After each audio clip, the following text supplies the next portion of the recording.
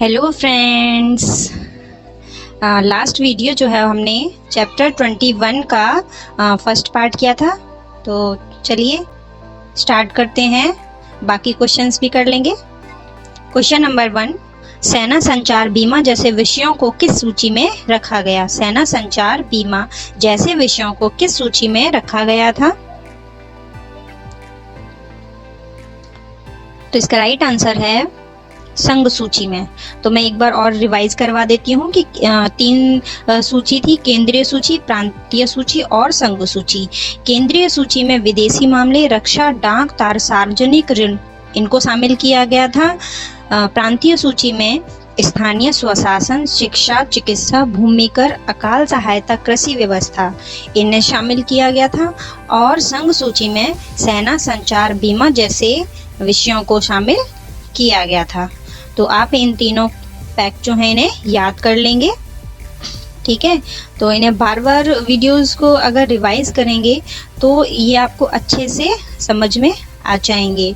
तो प्लीज़ इन्हें बार बार देखिए। मैं इसलिए कहती हूँ क्योंकि आपको इनसे इतना प्रॉफिट होगा कि बाद में आप कहेंगे कि हाँ मैंने बिल्कुल सही चैनल को चूज़ किया था, ठीक है। और आप इन्हें अगर यहाँ पर आपको ये थोड़ा कम लग रहा है, लेकिन जब 9th-10th को पढ़ेंगे तो हम डिटेल में समझ लेंगे। यदि आपको यहाँ 1-2 क्वेश्चन नहीं समझ में आते हैं तो वहाँ आपको अच्छे से समझ में आ जाएंगे। और भविष्य में आपको कभी भी हिस्ट्री में आपको कहीं भी परेशानी नहीं होगी कि ये क्वेश्चन जो है वो मैंने पढ़ा नहीं था। ऐसा कोई क्वेश्चन मैं छोड़ने वाली नहीं हूँ। नेक्स्ट क्वेश्चन, शिक्षा कानून और व्यवस्था कृषि किस सूची के अंतर्गत आते हैं? शिक्षा कानून और व्यवस्था कृषि किस सूची के अंतर्गत आते हैं? तो इसका राइट आंसर होगा प्रांतीय सूची, जिसे हमने पहले भी डिस्कस किया था कि प्रांतीय सूची जो है वो स्थानीय स्वशासन, शिक्षा, चिकित्सा, भूमि कर, अकाल सहायता और कृषि व्यवस्था से संबंधित है। नेक्स्ट क्वेश्चन,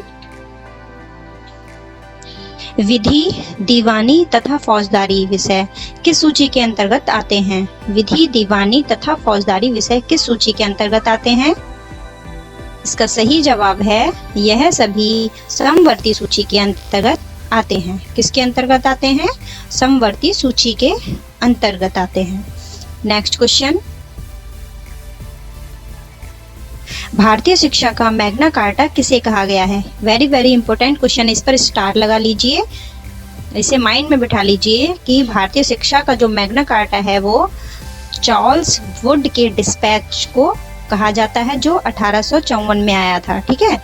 तो भारतीय शिक्षा का मैग्ना कार्टा 1854 के चार्ल्स वुड के डिस्पैच को कहा जाता है। नेक्स्ट क्वेश्चन, 6 वर्ष से 11 वर्ष तक के बालक बालिकाओं के लिए व्यापक निःशुल्क अनिवार्य शिक्षा की व्यवस्था के प्रावधान के लिए किसने योजना पेश की?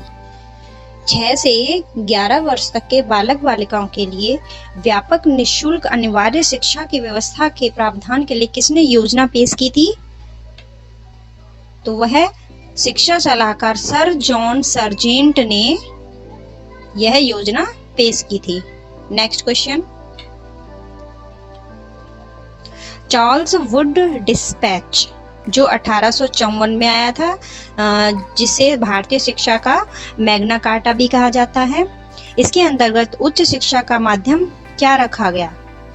तो अंग्रेजी शिक्षा को उच्च शिक्षा का माध्यम जो है वो चार्ल्स वुड डिस्पैच के अंतर्गत रखा गया था। नेक्स्ट क्वेश्चन, किस एक्ट के बारे में कहा गया कि यह इतना अधिक खतरनाक एक्ट था कि इसने देसी भाषा के समाचार पत्रों की स्वाधीनता पर रोक लगा दी? तो वो जो एक्ट था वो था 1878 का वर्नाकुलर प्रेस एक्ट। कौन सा था?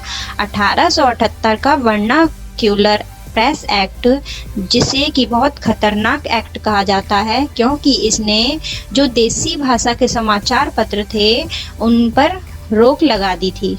नेक्स्ट क्वेश्चन, इल्बर्ट बिल संबंधी विवाद किसके काल में प्रस्तुत हुए?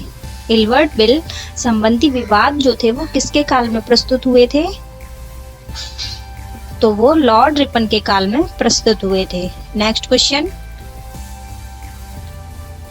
आजादी के पूर्व राजस्थान में केंद्र शासित प्रदेश कौन सा था? आजादी के पूर्व यानी 1947 से पहले राजस्थान में केंद्र शासित प्रदेश कौन सा था? तो अजमेर जो था वो केंद्र शासित प्रदेश था। नेक्स्ट क्वेश्चन,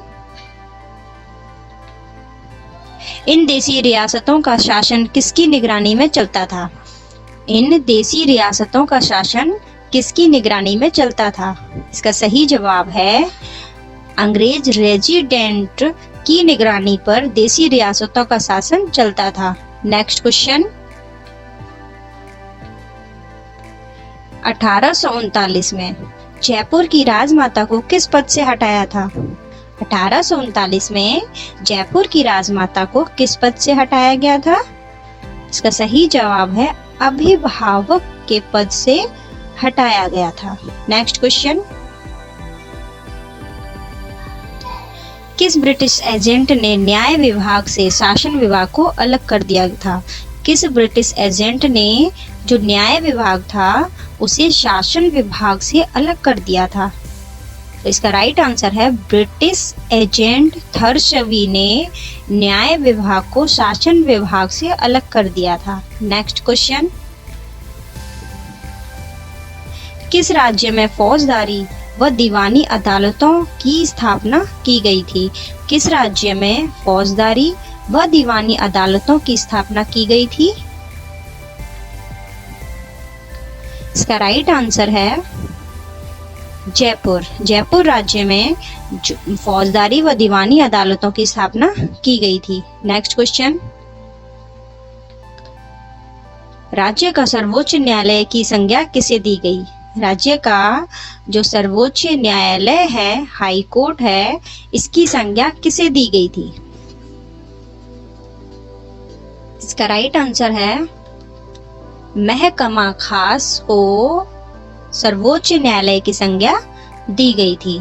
किसे दी गई थी? महकमा खास को। नेक्स्ट क्वेश्चन, ब्रिटिश सरकार द्वारा पॉलिटिकल एजेंटों की अध्यक्षता में अभिभावक परिषद का गठन क्यों किया गया? इसका राइट आंसर होगा नाबालिग कुमार के राजा बनने पर अभिभावक परिषद का गठन किया गया था। ठीक है, ब्रिटिश सरकार द्वारा नाबालिग कुमार के राजा बनने पर अभिभावक परिषद का गठन जो है वो पॉलिटिकल एजेंटों की अध्यक्षता में किया गया था। और ये पॉलिटिकल एजेंट जो है वो किसके द्वारा नियुक्त होते थे?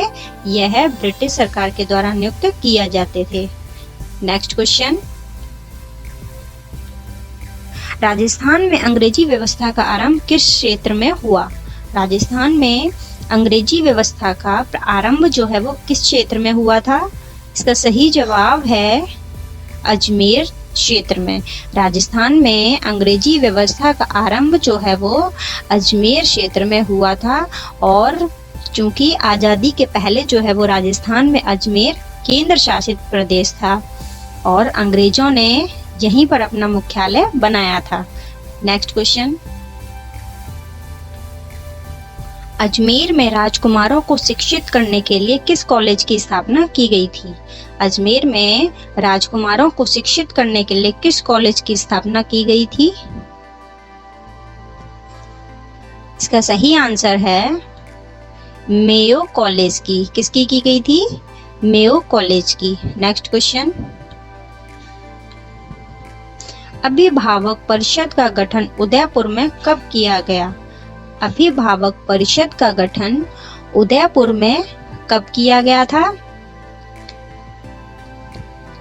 इस अभिभावक परिषद में नाबालिग कुमार को राजा बनाया जाता था।